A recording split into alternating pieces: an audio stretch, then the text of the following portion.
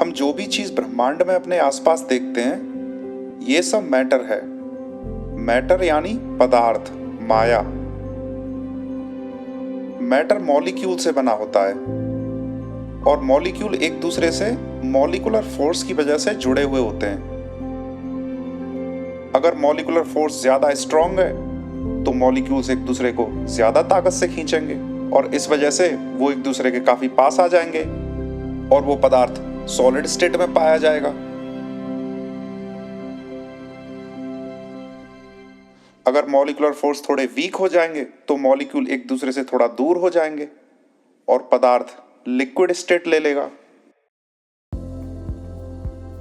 और अगर molecular forces काफी ज्यादा कमजोर होंगे, वीक होंगे, तो मॉलिक्यूल्स एक दूसरे से बहुत ज्यादा दूर चले जाएंगे और इस वजह से पदार्थ गैस बन जाएगा। तो पदार्थ का स्टेट इस चीज से डिटरमिन होता है कि उसके मॉलिक्यूल्स के बीच में जो फोर्स है उसका मैग्नीट्यूड कितना है। तो जैसे जैसे हम टेम्परेचर को बढ़ाते जाते हैं मॉलिक्यूल्स वाइब्रेट करना शुरू कर देते हैं क्योंकि उनकी काइनेटिक एनर्जी बढ़ जाती है और उनके वाइब्रेशन की वजह से वो मॉलिक्यूलर फोर्स को ब्रेक कर देते हैं और ब्रेक करके एक दूसरे से दूर हो जाते हैं और इसी वजह से जब हम लोहे को गर्म करते हैं तो वो पिघल जाता है। तो जैसे जैसे हम सॉलिड पदार्थ का टेम्परेचर बढ़ाते जाते हैं उसके मॉलिक्यूल्स की काइनेटिक एनर्जी बढ़ती जाती है और वो स्ट्रॉन्ग मॉलिक्यूलर फोर्स को ब्रेक करके मॉलिक्यूल्स एक दूसरे से दूर हो जाते हैं और इसका नेक्स्ट स्टेप लिक्विड स्टेट आ जाता है। इसके बाद अगर हम और ज्यादा टेम्परेचर बढ़ाते हैं तो वो पदार्थ गैस स्टेट में चला जाता है क्योंकि मॉलिक्यूल्स एक दूसरे से और भी ज्यादा दूर हो जाते हैं क्योंकि टेम्परेचर की वजह से उनकी काइनेटिक एनर्जी और भी ज्यादा बढ़ जाती है।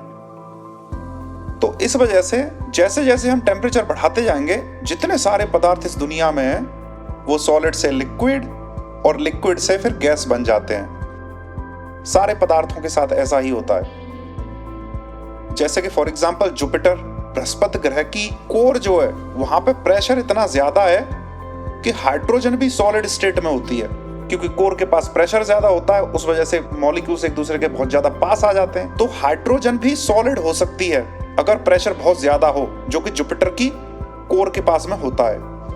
और जैसे ही आप कोर से दूर जाते हैं तो प्रेशर थोड़ा कम हो जाता है तो सॉलिड हाइड्रोजन लिक्विड हाइड्रोजन में चेंज हो जाती है। अगर हम उसके और भी ज्यादा दूर जाते हैं तो प्रेशर और भी ज्यादा कम हो जाता है क्योंकि ग्रेविटी और भी ज्यादा कम हो जाती है तो वो लिक्विड हाइड्रोजन गैसियस हाइड्रोजन में चेंज हो जाती है। तो पदार्थ सॉलिड, लिक्विड और गैस तीनों स्टेट में एग्जिस्ट कर सकता है। ये सिर्फ डिपेंड करता है कि प्रेशर कितना है और टेम्परेचर कितना है, सिर्फ इन दो चीजों पर डिपेंड करता है। तो अगर हम टेम्परेचर बढ़ाते जाते हैं तो पदार्थ सॉलिड से लिक्विड और लिक्विड से गैस बन जाएगा। उसके बाद भी अगर हम टेम्परेचर बढ़ाएंगे तो मॉलिक्यूल्स के अंदर जो एटॉम हैं, एटॉम, न्यूक्लियस और इलेक्ट्रॉन, इन दोनों से बने हुए होते हैं और ये दोनों एक दूसरे को इलेक्ट्रोमैग्नेटिक फोर्स की वजह से जकड़े हुए होते हैं। तो जब हम टेम्परेचर बहुत ज्यादा बढ़ा देते हैं तो इलेक्ट्रॉन और न्यूक्लियस ये दोनों एक दूसरे से ब्रेक ऑफ हो जाते हैं और मैटर का चौथा स्टेट रीच होता है जिसको बोलते हैं प्लाज्मा।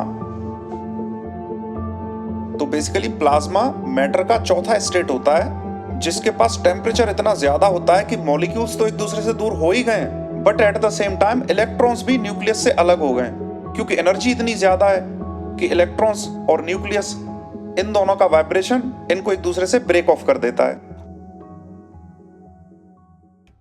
अब दुनिया में सबसे ज्यादा पदार्थ कहां पे पाया जाता है? स्टार्स के अंदर, तारों के अंदर। लेकिन तारों में टेम्परेचर इतना ज्यादा है कि वहां पे जितने सारे पदार्थ हैं, hydrogen, helium, carbon, oxygen, iron, ये सारे पदार्थ प्लाज्मा के स्टेट में पाए जाते हैं। पूरे यूनिवर्स का करीब करीब 99% पदार्थ स्टार्स के अंदर है और क्योंकि स्टार्स प्लाज्मा के बने हुए होते हैं इसीलिए हम बोल सकते हैं कि पूरे ब्रह्मांड में हम जो भी मैटर पदार्थ देख रहे हैं 99% पदार्थ प्लाज्मा के फॉर्म में है।